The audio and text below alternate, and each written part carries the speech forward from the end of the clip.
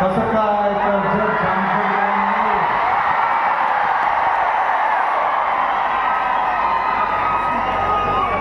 पहिल्यांदा मी रोहित दादांचा भरपूर आभारी आहे.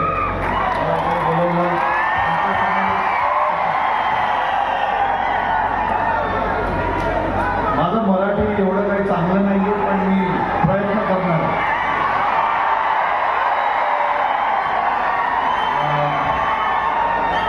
मागचे जे 3-4 महिन्यामध्ये जे काय झालं भारतासाठी, जे आम्ही वर्ल्ड कप जिंकलो,